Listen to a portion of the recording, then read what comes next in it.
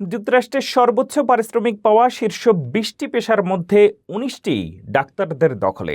মার্কিন bureau of labour স্ট্যাটিস্টিক্সের এই তথ্যের পর অর্থনীতিবিদরা গবেষণা করে বের করেছেন আমেরিকান চিকিৎসকদের এই অবিশ্বাস্য আয়ের আসল রহস্য। গবেষণায় দেখা গেছে একজন মার্কিন কার্ডিওলজিস্ট বা পিডিয়াট্রিক সার্জন বছরে গড়ে $৪.৫ লাখ বেশি আয় করেন। ডাক্তারদের এই আকাশচুম্বী আয়ের প্রথম কারণ দীর্ঘ ১২ থেকে ১৫ বছরের কঠোর পড়াশোনা এবং সপ্তাহে ৬০ ঘন্টার দীর্ঘ কর্মঘণ্টা। তবে শুধু দীর্ঘ পড়াশোনাই শেষ কথা নয়, এর পেছনে রয়েছে কিছু কৃত্রিম অর্থনৈতিক সমীকরণ।